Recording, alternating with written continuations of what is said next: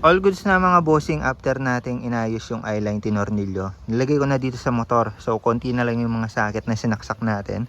Kasi halos nakagrupo na sila. Sa auto leveling, ito isa. Tapos yung negative, yung ground, ayan, saksak nyo dyan. Galing yan sa switch.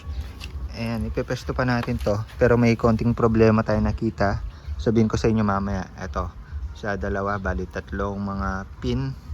Tapos dito, ayan, isa. Yun na lang yung mga kailangan yung i-connect mga bossing, di ba? Napakalinis lang, napakadali. Tapos itong pin, ayan, pinadaan natin dyan sa ilalim papunta ng baterya. Tapos ayan, inopen na natin siya. Ngayon mga bossing, nagka-problema tayo dito sa auto leveling. Actually naisip ko na rin to at tumatama yung violet natin dito. Ayan, actually nakikita ko rin sa iba tumatama. Kung naka-fix yung violet nyo, okay lang naman na ganyan na siya, di nyo na siya tabasan. Pero dahil may auto leveling tayo na automatic, pumipigil siya kapag nasasagad. Ayun o, saan ba? Dito. May tatlong contact point dito sa bracket eh. Ayun, una dito, ayun o. Sagad siya dyan. Sagad siya dito. Dito rin. So para smooth yan mga bossing. Tsaka para mapagana natin na maayos yung auto leveling. Kanina kasi, ginagalaw ko, nagtatao ba't hindi gumagalaw? Yung pala sumabit na. Nung nilagay natin tong eyeline, doon na siya di gumana kasi humaharang na. So ngayon, syempre tabasan natin para smooth lang din. Tsaka hindi naman siya halata mga bossing. Normal yun na ginagawa sa mga violet. Kahit sa ibang mga build, ganun yung ginagawa pag natama dito. Mas malaki pa nga yung tama pag naka BMW eh. Pero ito minimal lang naman. Ito hindi nyo na kasi ma-adjust eh. Naka-fix na yung tornilyuhan yan, diba?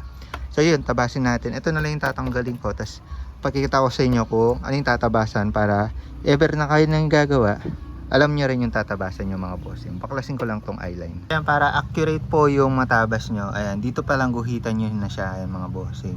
I-assume nyo yung galaw niya. So pababa pataas kung paano siya tatama. Ayan, ganyan lang naman. Maliit lang naman. Hindi natin kailangan tabasan ng malaki. Tapos dito ayan o. O diba? Tapos dito maliit lang. Dito maliit lang din para lahat ng contact point ng bracket yun matanggal. Hindi naman natin pwede tabasan yung bracket eh, no? Mahirap tabasan yan. So mas okay na to. Ayan, tas dito dalawa, isa, 6 kabilaan. So tanggalin ko lang to. So ito na yung mga ginuhita natin. Natanggal na natin asi. Ayan siya. Tapos dito, tas meron dito. Ito tabas lang dito diretso. Tapos konti dito. Ayan sa part na yun para dito mama. Pwede kayo gumamit ng mini grinder tool or whatsoever. Discardin nyo na para maputol yan. Pero ako baka ito na gamitin ko.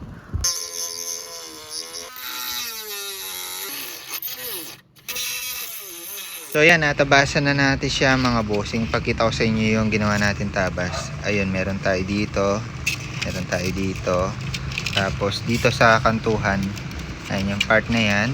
Ito dito. Tabas lang ng konti yan mga bossing. Ayun, kwadrado yan dati. Ayan. Pinantuan ko lang siya. Pati ito. So ayan na. Nailagay ko na yung eyeline mga bossing. Pakita ko lang sa inyo yung fittings. Ayan. Ngayon o. Ang layo niya na kanina. Sabit. O diba? Sok-sok. Dito sa kabila. Yun o. Ganda ng tabas natin. Diba? Dito. Ayun, shock lang din. Pati dito sa taas. O, diba? Ang layo niya na. Dito. Ayun, wala naman palang problema dito. All goods na mga bossing. So, kanina hindi talaga gumagana to. Dispatch ako, sabit. Paganayin natin ngayon. Check natin kung gagana na siya. Pag hindi gumana yan, hindi ko na alam gagawin. Check natin ha. So, tignan nyo yung puti na yun. Kapag lumubog yun, all goods tong auto leveling natin. Check nyo. Yun, tumutunog. Naririnig ko gumagana. O, diba? All goods na. Check natin dito. Kung may sayad. Ikutin ko ulit, pababa. Ayan, pababa yan. O, diba? Layo. Sagad ko. Ayan, sagad na yan. So, hindi na siya tatama dito sa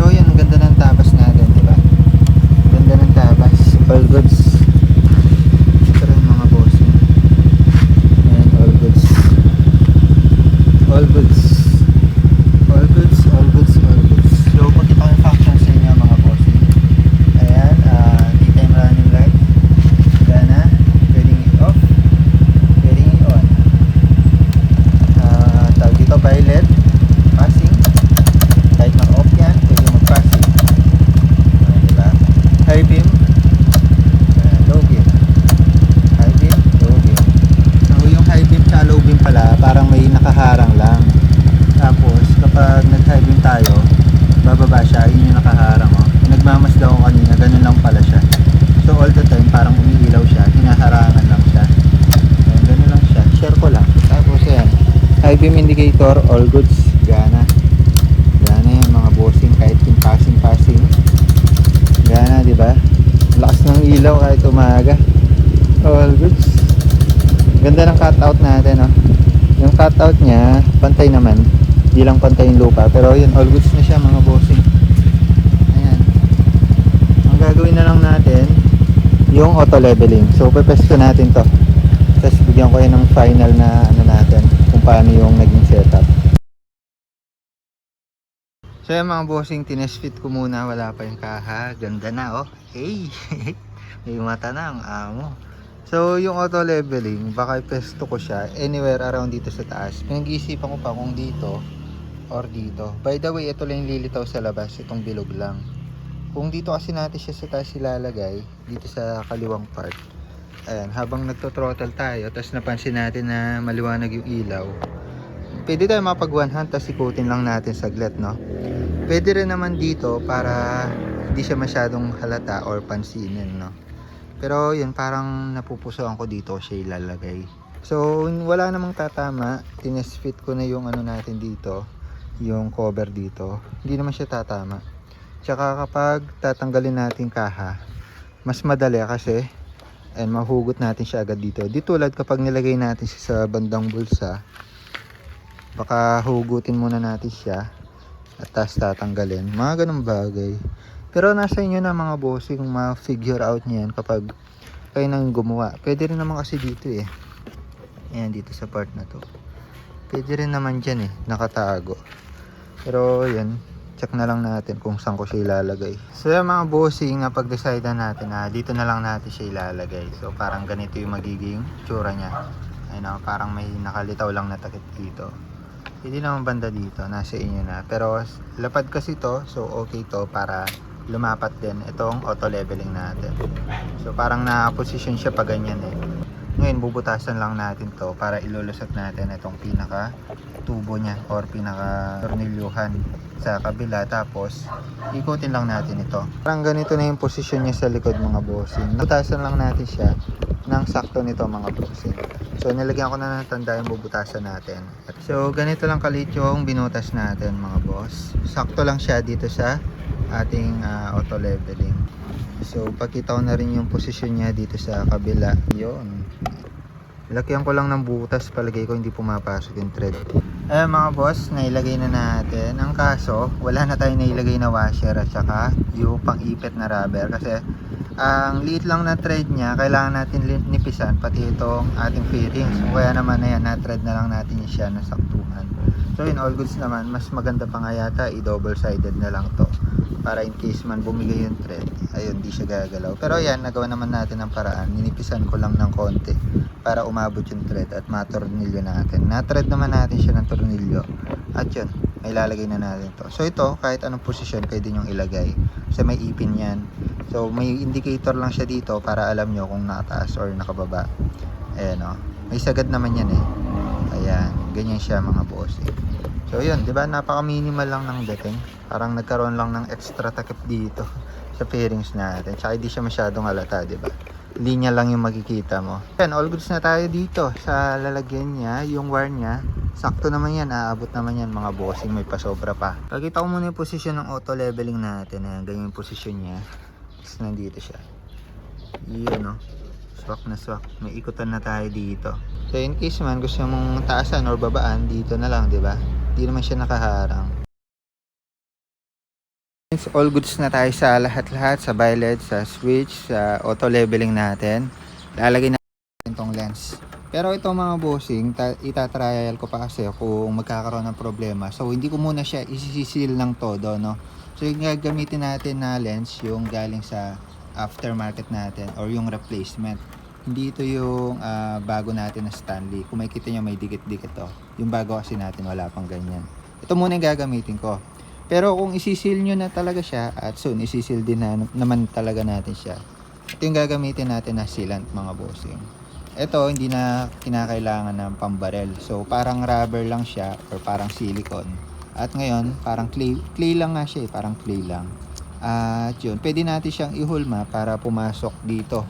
Ayan, dito sa mga hulma nito or lubog nitong ating headlight AC. So since bago yung retrofit natin, wala pang dikit yan, wala pang mga messy ano. So kung makikita nyo naman, paikot, meron siyang lubog. Ayan o, buo, palubog. Ang kailangan kasi natin dito, nakasil talaga siya para hindi siya mag-moist. Also, hindi sumingaw or whatsoever na mangyari dito sa ating mga ASI. Kailangan natin ito. Ito rubber siya mga bossing. So kapag natuyo siya, didikit yung ating mga lens. Tapos yun, masisil niya yung pinaka lens natin papunta sa headlight. So walang singaw at walang moist na mangyayari sa loob. Ito, ayan, nabibili siya ng rolyo at swak na siya dito sa headlight natin. At kakailanganin lang natin dito ng heat gun mga bossing. Heat gun lang. Pero soon ko na magagamit to kasi ito muna yung gagamitin ko. So kung makikita nyo, may mga dikit-dikit pa siya. No? Palagay ko sa swak naman yan para maisil muna pansamantala yung ASI natin. Ayan, para i-test muna natin syempre para alam natin kung may magkaroon ng problema, madali agad natin siya matatanggal. Ito kasing sealant natin is parang halos pang permanente na siya at kapag tinanggal nyo siya, mahirap na siyang tanggalin ulit. Parang ano na siya, parang yung nung tinanggal natin itong lens natin dito sa bago nung unang baklas. Ayan, ito lang gagamitin natin. So ngayon, iinitan ko lang to mga bossing para lumambot siya, no? Ayan, okay pa naman itong mga sealant na to, sapat pa naman para masil pansamantala itong lens natin. So initan ko lang siya. The way, bago natin ilapat yung lens, buka ko muna ng konti ito. Ayan, parang mga clip. Bukaan nyo lang ng konti mga bossing. So yan, nainitan ko na siya paikot, mabilisan lang mga bossing. Ilalatag ko na siya dito sa violet natin. Ayan, so ko lang siya doon sa mga hukay or sa grooves dito sa gilid. Tapos diinan lang natin. Kailangan konting pressure hanggang sa mag-lock. So yan mga bossing, selyado na siya, no? Nailak naman natin siya, ayan, no? Nailak naman natin siya dito. May mga ibang sumablay lang pero ayun, yung iba nalak natin. Hindi talaga natin 100% ma-perfect kasi may naiipit na silicone or rubber seal sa loob. Pero ayan, nalak natin dito. Halos umano naman siya. Halos dumikit naman siya sa retrofit natin mga bossing. Ayan, no? All goods. Dumikit naman siya. Ayan, no? All goods, diba? Pumasok yung mga yan. So yun, ilalagay na lang natin yung fairings natin dito. So kung paano natin siya tinanggal, ganun din natin siya ibabalik. So ito yung ipapasok natin mga bossing. Ayan, saswak muna natin yan dito. Tapos ilalagay natin yung mga tornilyuhan. So kung ano yung mga tornilyong tinanggal natin sa kanya, yun lang din naman yung ibabalik natin, no? So hindi ko na masyado ipapakita yung part na yun. Pero same lang siya doon sa unang process natin ng pagtatanggal, vice versa lang yung mangyayari.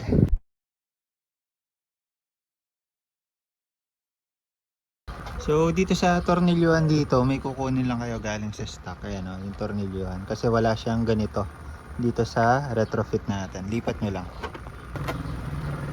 So yan, all goods na tayo mga bossing, at ito na yung head ASI natin, ayan, no? Ang amo na ng mukha, andyan na sa loob yung pilot. Tapos nalagay natin lahat ng mga tornilyuhan dito sa loob. Walang labis, walang kulang. Tapos yung mga socket natin, take note, ayan, same pa rin sila mga bossing.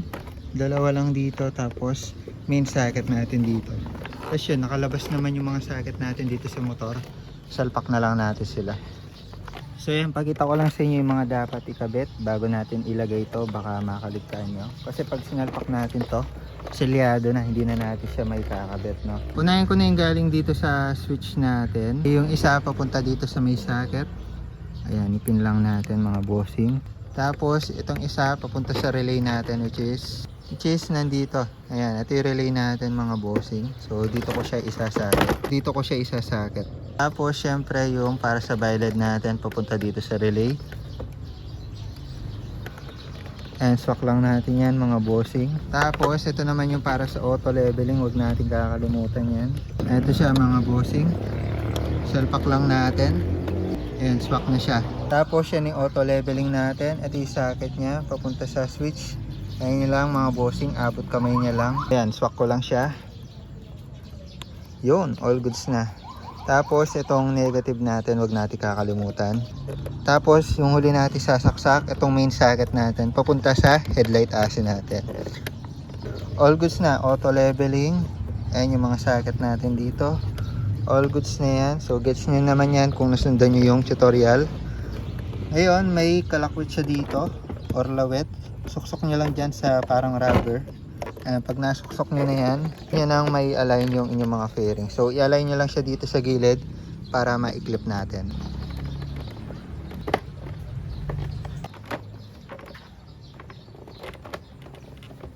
Tapos lagay lang natin yung dito.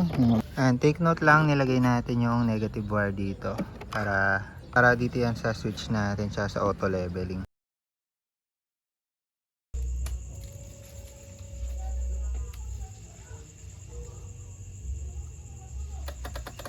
So yan mga bossing, medyo ginabi na tayo, pero yan yung update natin. Buo na natin yung kaha. Dyan, may papakita natin ng maayos yung ilaw kasi medyo madilim na, no?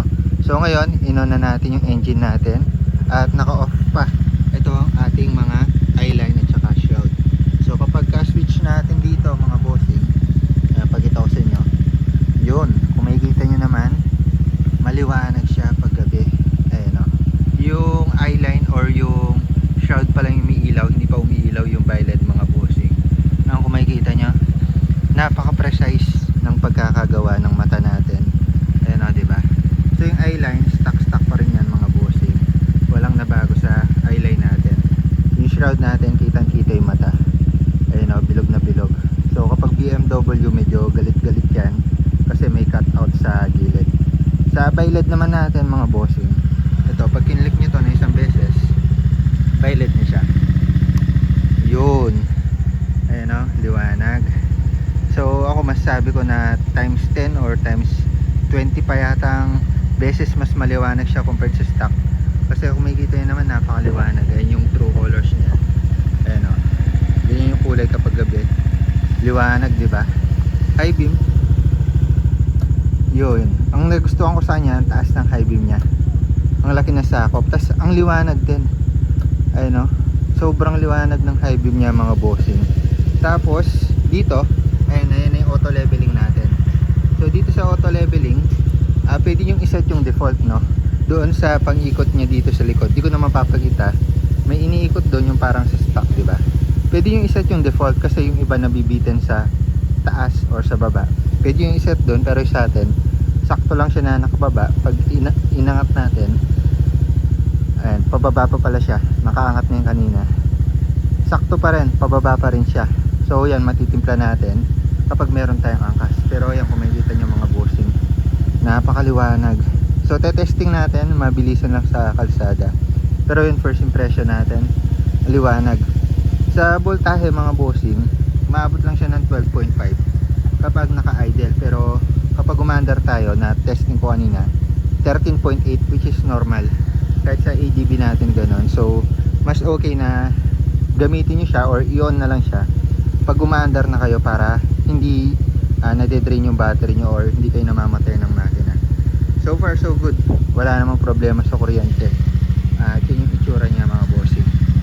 Ayun, o, wala rin sayad dito sa gilid. Ganda ng buga. Pagkita ko sa inyo, ayan, o, liwanag.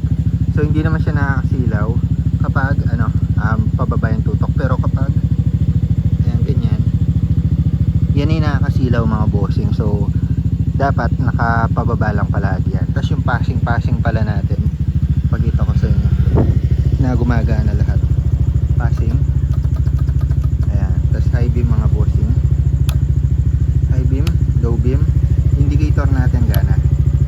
Ayan, o, gana lahat mga bossing. Kahit nagpapassing tayo, gana. So walang nabago. Ayan, o, pati yung flasher natin, all goods, kaliwa kanan. Ang nawala lang tayo dito is hazard. Wala siyang sabay. Ayun mga bossing, all goods, gumagana lahat. At yun, pati likod, gana lahat yan. At pakita ko lang sa inyo kung ano yung itsura niya kapag nasa kalsada na tayo, sa madilim na kalsada, para makita nyo kung gaano kaliwanag yung 65 watts na violet po natin mga bossing. Napakaliwanag niya, no?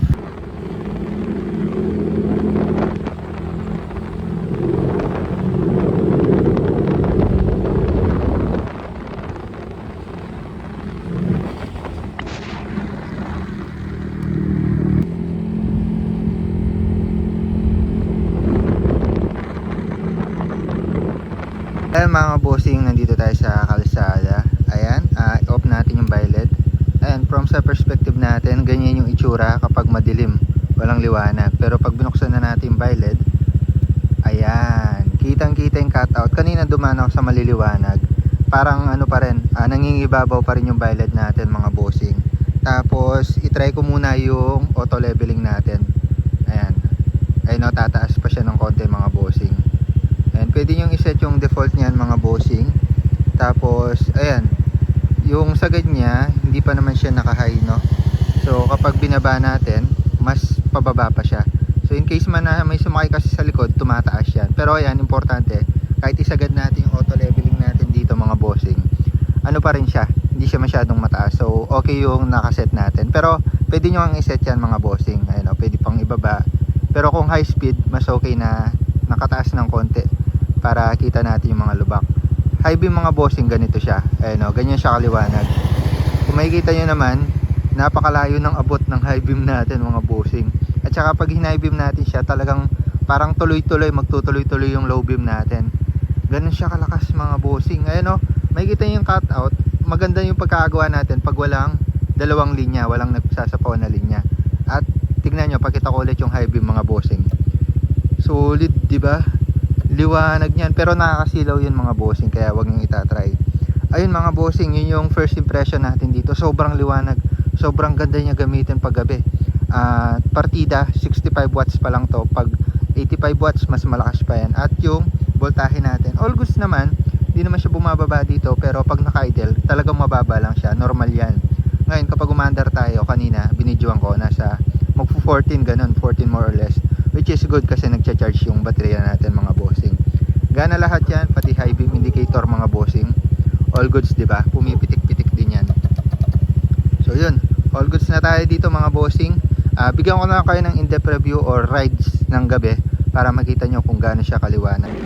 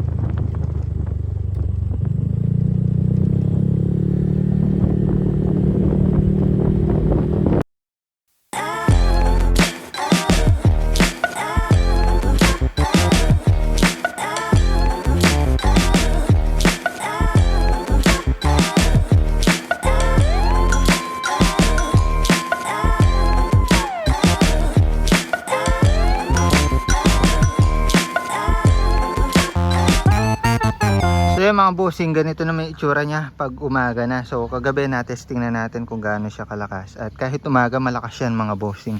Pakita ko sa inyo yung buga pag umaga. Ayun o. Ayun. Do, ang liwanag ng, ng daylight. Ayun o. Kita pa rin siya. So malakas pa rin. Lalo na yung passing. All good yan mga bossing. So ganito yung daytime running light niya, itsura pag umaga. So yan lang naman yung gagamitin nyo kapag magmamaneo kayo ng umaga mga bossing. So visible pa rin yung motor nyo. Ayan, pati yung daytime running light nyo, umiilaw pa rin yan mga bossing. Tapos dito tayo sa auto leveling. Ayan, ito siya, ito yung itsura nya. Kagabi hindi ko masyado mapakita kasi madilim, pero ayan siya mga bossing. Ayan, pag masdan nyo, lulubog siya. Ayan, hindi ko alam kung kita yung galaw kasi dahan-dahan lang yung galaw nya. Pero yun, accessible siya mga bossing. Na-try ko mag one hand habang nagto-throttle. Kaya naman no, pero mas safe, hinto muna kayo para matansya nyo yung buga. Tapos sa kalsada nyo na timplahin, no. So yan, yung passing, napakita ko naman, all goods yan mga bossing. Ayan, all goods lahat yan. Ayan, pati yung violet natin, high beam indicator, signal light, all goods din yan mga bossing. Ayan, pakita ko sa inyo. So, i-ano ko rin yung magiging problema nyo dito.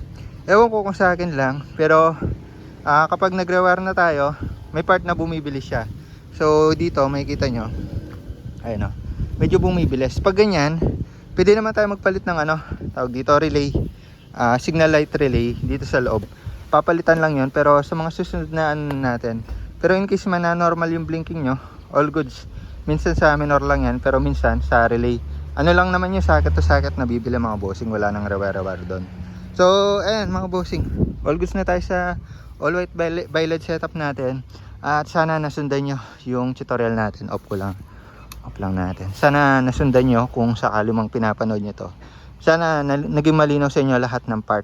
Ngayon, sa mga naka version 3 naman, gagawa naman natin itong sa tropa natin. Isusunod natin to.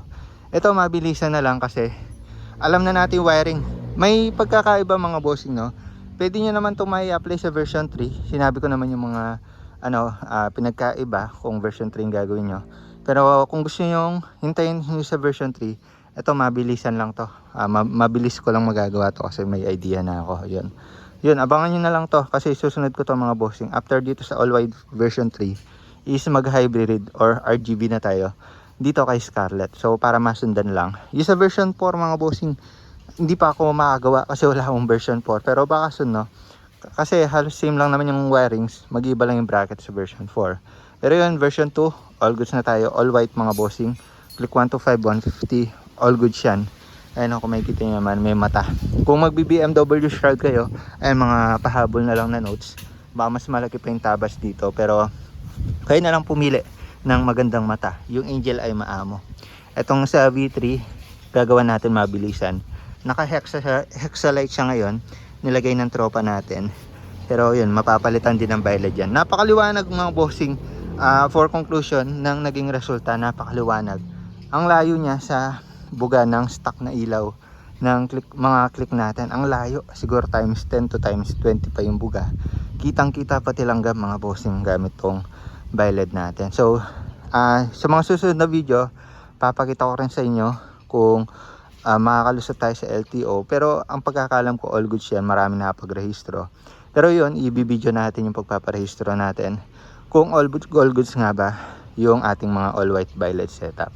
Para alam nyo rin kung may tawag dito, may violation or whatsoever. Pero pagkakalam ko marami nang nakapagrehistro ng naka all white biled setup lang. Yung RGB alam ko bawal talaga yun. For show lang yun mga ganon. Pero kung gusto nyo lang na maliwanag na ilaw, all goods to. Pwede nyo naman dagdagan ng MDL yan. Kung nakukulangan pa kayo or kung may existing kayo, dyan nyo na lang sa loob ilagay. Kagaya nung tinuro ko last time. So yan lang muna para sa video na ito. Salamat sa pagsubaybay. Medyo mahaba itong video na ito. Sana sundan nyo. The more you click, the more you know. All white biled setup dito sa Honda Click version 2. Isusunod ko na tong version 3. Bye bye.